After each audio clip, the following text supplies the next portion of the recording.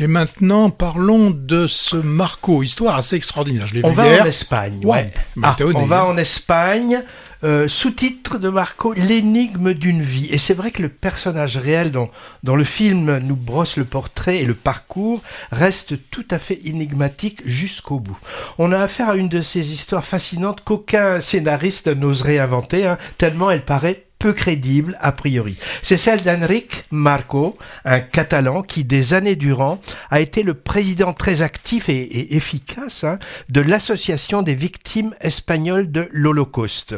Une figure morale en Espagne, en particulier pour son supposé engagement antifranquiste, jusqu'en 2005, avant qu'on découvre, grâce à des travaux d'historiens, qu'il avait tout inventé de son passé et n'avait par exemple jamais été déporté. Alors je ne révèle rien, il ne s'agit pas à proprement parler d'un suspense, on comprend d'emblée que Marco est un imposteur. Le récit passionnant repose essentiellement sur comment sa supercherie va être mise à jour, et jusqu'où il va aller dans le mensonge pour ne pas être démasqué. Et c'est assez bluffant. Les deux réalisateurs et scénaristes espagnols, c'est John Garagno et Aitor Arregui, ils co-signent le film. Je ne connais pas leur travail précédent. Ils ont d'abord pensé réaliser un documentaire. Ils ont d'ailleurs interviewé et filmé le vrai Marco dans cet objectif. Il est décédé depuis. Mais ils ont finalement penché pour la fiction en adaptant l'essai d'un journaliste d'enquête sur cette histoire. Elle est évidemment, je suppose, bien connue en Espagne, mais je suppose que la plupart des spectateurs français vont la découvrir. C'était mon cas. Le film a été présenté en 2024 au Festival de Venise, puis de Saint-Sébastien, et il était également en compétition au dernier festival international du film d'histoire de Pessac du Jean Eustache. On est obligé de citer le Jean Eustache au moins une fois dans l'émission, puisque on est un de leurs partenaires médias. Alors, je le saurai. Les histoires de réels mythomanes imposteurs adaptées au cinéma, c'est toujours intéressant. Et le spectateur est parfois même de leur côté.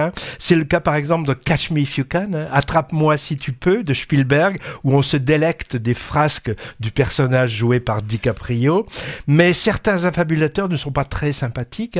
Je pense en particulier à La fille du RER, d'André Téchiné, où une jeune femme déclare faussement avoir été victime d'une agression antisémite, ou alors à l'histoire sordide de Jean-Claude Roman, mis en scène par Nicole Garcia dans L'Adversaire et par Laurent Canté dans L'Emploi du temps.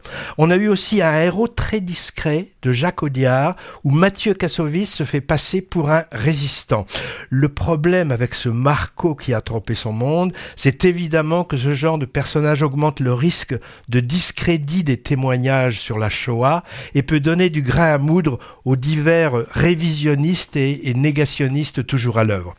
Alors, ce qui est intéressant, c'est que les réalisateurs, je trouve, évite de porter un jugement surplombant sur le personnage complexe et ambigu. Son désir de reconnaissance à tout prix et sa réécriture de sa propre histoire fascine et provoque presque de l'empathie à certains moments, malgré la forfaiture. L'acteur qui incarne à la perfection l'ambiguïté et le charisme de ce Marco roublard, charmeur et retors, je l'ai trouvé vraiment sensationnel, et il imprime une grande force au film. Son nom, Eduard Fernandez. C'est le Goya du meilleur acteur 2024 pour ce film. Les Goya, ce sont les Césars ibériques. Il a le physique bonhomme de Jean Benguigui. Je sais pas, acteur et chroniqueur téléchéruquier. Je sais pas si mes camarades voient ce que je veux dire, oui, parce oui. que je les vois français un peu. Bon, d'accord.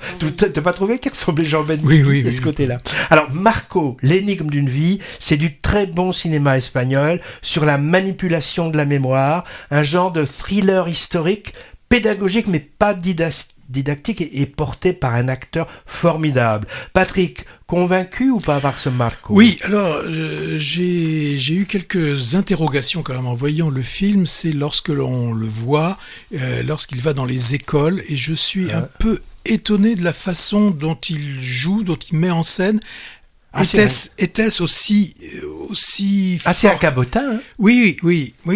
Voilà, c'est ces moments-là, je me dis, s'il était comme ça, quand même, personne ne lui a dit arrête, c'est pas quand même comme ça qu'on fait les choses. Là, j'étais un petit peu étonné. Alors, il y a une scène que j'ai beaucoup aimée, c'est lorsqu'il va à la maternité où sa fille vient d'accoucher, et il y a donc il a un petit-fils, et tout le monde parle du petit-fils, et lui commence à vouloir parler de lui, et les autres disent non, aujourd'hui, c'est pas toi. Et on sent bien que lui, comme tu l'as dit, il veut toujours être devant, il veut toujours être sur la photo.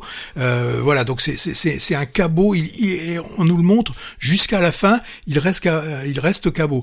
Alors, je pense qu'il était quand même, il y avait un problème quelque part, il avait quand même Parce que jusqu'à la fin, moi j'ai lu après, il n'a jamais reconnu avoir fauté finalement. Non. Il a dit j'ai fait connaître le problème. Oui, et quand on voit le truc, on se dit, oui, quelque part, il a fait quand même, je veux dire, 70% de bien, sauf qu'il... Basé sur du faux.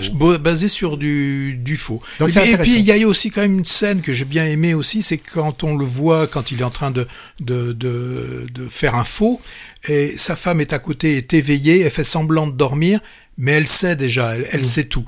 Donc aussi, il le dit et on le sent, c'est déjà enfermé les yeux. Voilà, d'autres savaient.